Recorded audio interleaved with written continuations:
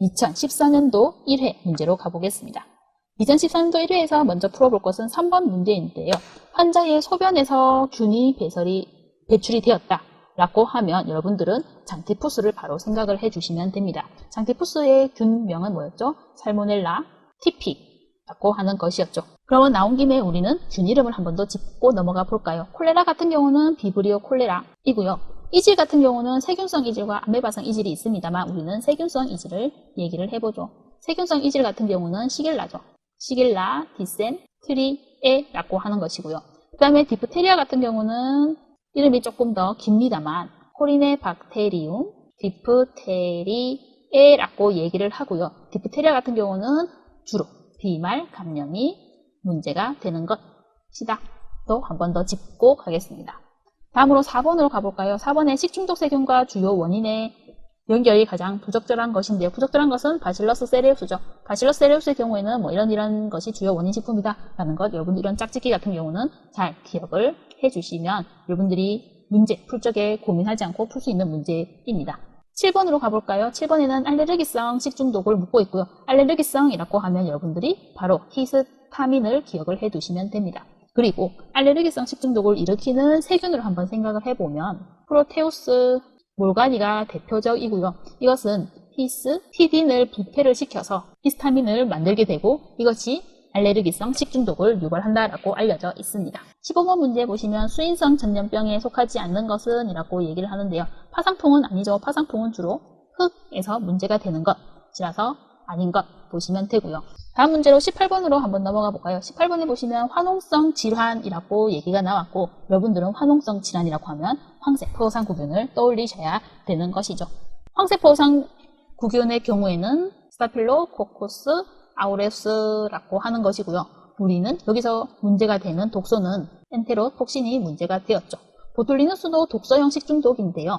클로스트리디움 보툴리늄이라고 하는 것이고요. 보툴리늄 맞죠? 보툴리늄이라고 하는 것이고 독소 이름은 유로톡신이라는 것도 한 번 더 언급하도록 하겠습니다. 다음으로 2014년 2회로 넘어가 볼까요? 2014년 2회에서는 1번 문제를 먼저 풀어보도록 하겠습니다. 보고에서 부위별 독소의 함량이 강한 순으로 되어 있는 것이라고 묻는데요. 가장 강한 것은 난소가 가장 강하고요. 가장 없는 곳은 근육입니다. 다음 문제 12번으로 보겠습니다. 민물고기를 생식을 하지 않았는데 우리는 간흡충에서 감염이 되었다라고 하는 것이고요. 간흡충의 제일 중간 숙주는 뇌우렁이고 제2 중간 숙주는 붕어나 잉어나 피라미 같은 담수어 민물고기거든요. 그런데 민물고기는 생식하지 않았는데 간흡충에 감염이 되었다. 왜 그런 것이냐? 라고 물으면 민물고기를 취급한 도마를 통한 감염이라고 얘기를 합니다. 이것을 우리는 교차오염이라고 얘기를 하죠. 다음 문제는 15번으로 한번 가보겠습니다. 살모넬라 속균의 일반 성상 중에 잘못된 것은 이라고 나오는데요. 이런 문제 보면 여러분들이 아퍼가 없고 그럼 음성 이런 걸 어떻게 다 기억을 합니까? 라고 해서 포기를 하고 가는 경우가 많기 때문에 제가 말씀을 드립니다. 우리가 세균성 식중독을 구분을 할 때 감염형이 있고 독소형이 있는데 감염형은 사실 숫자가 많죠. 그런데 독소형으로 대표적인 것은 두 가지를 얘기를 합니다. 그것이 뭐냐 하면 황색 포도상구균 식중독 그리고 하나는 보툴리늄. 한글로 쓰니 영어도 같이 기억을 해볼까요? 황색 포도상구균 같은 경우는 스타필로코커스 아우레우스 네, 보툴리늄 같은 경우는 클로스트리디움 보툴리늄이 독소형입니다. 그래서 독소형은 이거 두 개를 여러분들은 기본적으로는 기억을 해두시면 문제 풀 때 쉽게 풀 수 있는 경우가 많습니다. 지금 같은 경우도 살모넬라 속균의 일반 성상을 물었고요. 독소형 아니죠. 그래서 답은 4번. 이렇게 푸시면 좀 쉽게 접근할 수 있는 문제가 되겠죠. 다음 문제는 우리 18번으로 한번 가보겠습니다. 18번에 보시면 생성량이 많고 그리고 반감기는 길고 그래서 식품에서 문제가 되는 핵종으로 묶인 것이라고 했는데요. 세순과 스트론튬 같은 경우가 생성량도 많고 반감기도 길어서 문제가 되는 것이고요. 여기 나와 있는 것 중에는 요오드 같은 경우는 반감기는 짧은데 생성량이 많아서 문제가 되는 핵종이 되겠습니다. 그래서 요오드, 세순, 스트론튬까지 같이 봐두시면 좋겠습니다. 다음으로 2014년 3회로 넘어가 볼까요? 제일 먼저 풀 문제는 2번 문제로 가보도록 하겠습니다. 2번에 보시면 돼지고기 생식으로 감염이 될 수 있는 기생충을 물었고요. 여기서는 유구조충이 되겠죠. 십이지장충과 해충은 채소에 의해서 감염될 수 있는 것이고 유구조충은 돼지고기, 무구조충은 소고기 생식으로 감염될 수 있는 기생충이고요. 그리고 같은 이름도 한번 기억을 해보죠. 유구조충은 다르게 얘기하면 갈고리 촌충이라고도 얘기를 하고요. 그리고 또 다르게 얘기하면 돼지고기 촌충이라고도 얘기를 합니다. 그리고 무구조충 같은 경우는 다르게 얘기하면 민촌충이라고도 얘기를 하고요.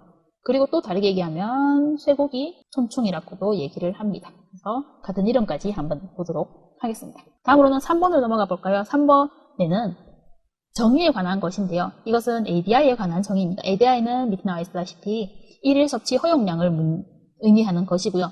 1일 섭취 허용량의 정의는 사람이 일생 동안 섭취를 했을 때 현 시점에서 알려진 사실에 근거를 해서 바람직하지 않은 영향이 나타나지 않겠다라고 예상되는 물질의 1일 섭취량을 나타낸 것이 바로 이 ADI에 관한 정의입니다. 그래서 정의 부분 ADI는 여러분들이 많이 시험을 보실 때 그리고 공부를 하실 때 볼 수 있는 것이고 그것에 관한 정의이므로 한 번 더 말씀드리고요.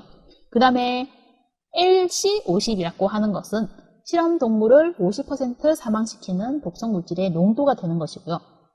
그리고 실험 동물 50%를 사망시키는 독성 물질의 양도 있었죠. 그 양은 뭐냐 하면 LD50이라고 하는 것이었죠. 영어로 하면 레달입니다. L이고요. 레달 도스 50%라고 해서 이것은 실험 동물 50%를 사망시키는 독성 물질의 양이라는 것도 하나 더 얘기를 하겠습니다. 다음 문제는 우리 5번으로 한번 가보도록 하겠습니다. 5번 문제 보시면 급속 독성은 비교적 강하지는 않는데 화학적으로 안정해서 잘 분해되지 않는 농약류를 묻는 문제입니다. 농약류에서 비교를 할 것이 유기인재와 유기염소제를 비교를 많이 하고 여러분들이 기억을 해두시면 풀기가 좀 더 쉬운 문제이고요. 유기인재 같은 경우는 독성이 매우 강하고 독성이 강한 대신에 잔류성은 약합니다. 그래서 급속 독성이 나타나는 것이고 유기염소제 같은 경우는 독성은 비교적 강하지 않는데 지속성이 강하고 다르게 얘기하면 안정하고 그래서 분해가 잘 안 되고 만성 독성으로 나오게 되죠. 그래서 여기서는 답은 유기인재가 되겠고요. 아니죠. 유기염소제가 되겠고요. 유기인재에서 하나를 더 설명을 드리자면 콜린에스터레이즈라고 하는 효소로 비교를 하는데요. 콜린에스터레이즈를 가역적으로 저해하는 농약류가 있었고 비가역적으로 저해하는 농약류가 있었거든요.